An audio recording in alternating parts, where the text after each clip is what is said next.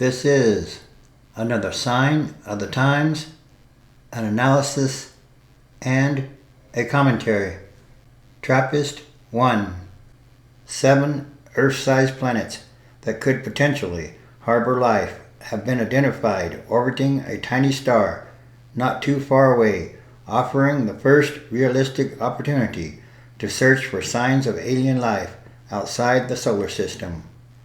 The planets orbit a dwarf star named Trappist-1, about 40 light years, or 235 trillion miles from Earth. That is quite close in cosmic terms, and the orientation of the orbits of the 7 planets allows them to be studied in great detail. One or more of the exoplanets in this new system could be at the right temperature to be awash in oceans of water, astronomers said, based on the distance of the planets from the dwarf star.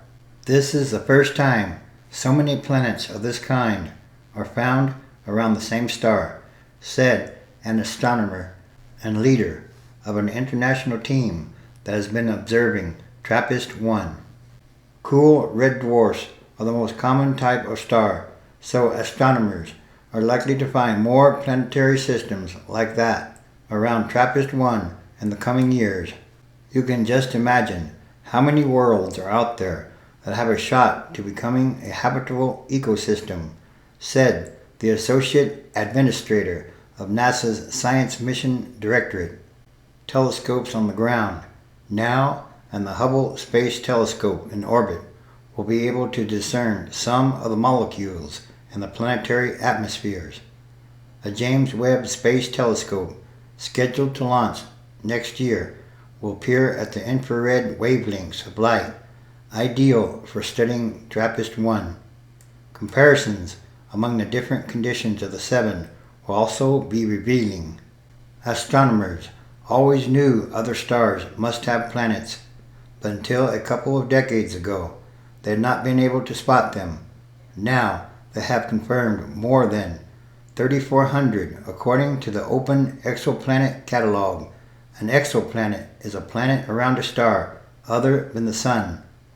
While the Trappist planets are about the size of Earth, give or take 25% in diameter, the star is very different from our Sun. The star is what they call an ultra-cool dwarf, with only 1/12 the mass of the Sun and a surface temperature of 4,150 degrees Fahrenheit, much cooler than the 10,000 degrees radiating from the Sun. If our Sun were the size of a basketball, Trappist-1 would be a golf ball. Until the last few years, scientists looking for life elsewhere in the galaxy have focused on finding Earth-sized planets around Sun-like stars. But it is hard to pick out the light of a planet from the glare of a bright star.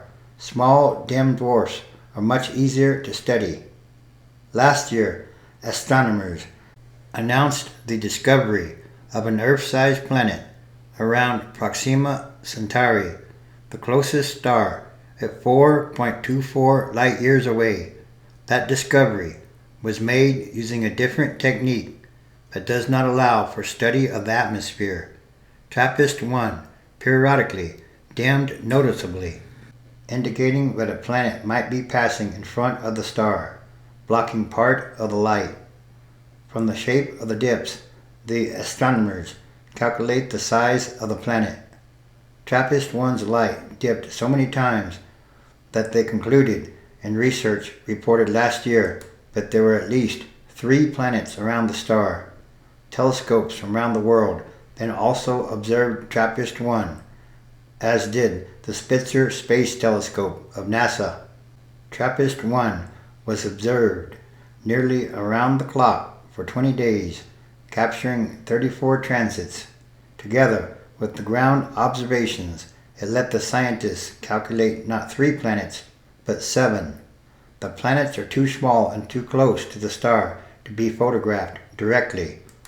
All 7 are very close to the dwarf star, circling more quickly than the planets in our solar system.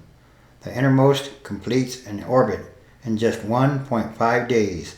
The farthest one completes an orbit in about 20 days. That makes the planetary system more like the moons of Jupiter than a larger planetary system like our solar system. They form a very compact system, the planets being pulled close to each other and very close to the star. In addition, the orbital periods of the inner six suggest that the planets formed farther away from the star and then were all gradually pulled inward. Because the planets are so close to a cool star, their surfaces could be at the right temperatures to have water flow, considered one of the essential ingredients for life. And water is life. The fourth, fifth, and sixth planets orbit in the star's habitable zone, where the planets could have oceans. So far, that is just speculation. But by measuring which wavelengths of light are blocked by the planet, scientists will be able to figure out what gases float in the atmospheres of the 7 planets. So far, they have confirmed for the 2 innermost planets that they are not enveloped in hydrogen. That means they are rocky like Earth, ruling out the possibility that they were mini Neptune gas planets that are prevalent around many other stars. Because the planets are so close to Trappist-1, they have quite likely become gravitationally locked to the star, always with one side of the planets facing the star, much as it is always the same side of Earth's moon facing Earth.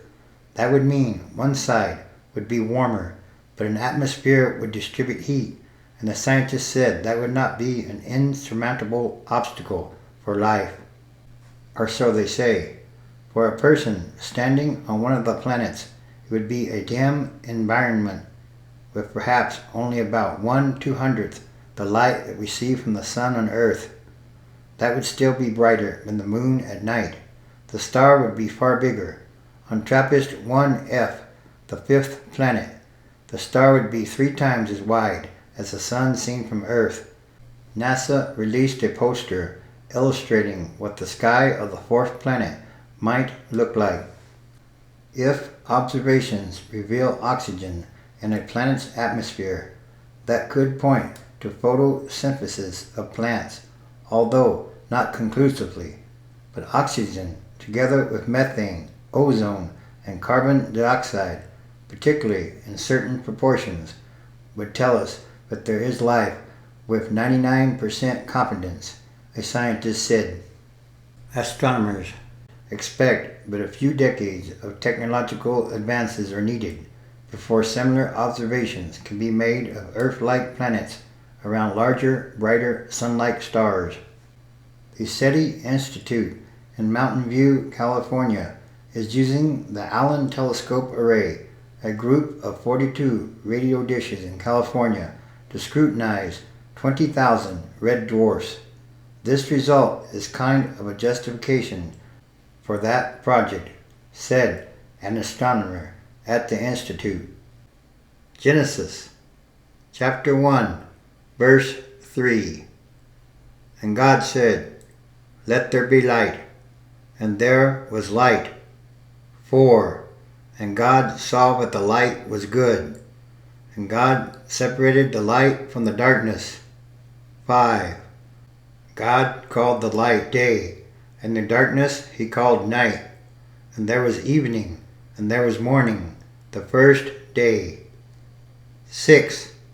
And God said, "Let there be an expanse in the midst of the waters, and let it separate the waters from the waters."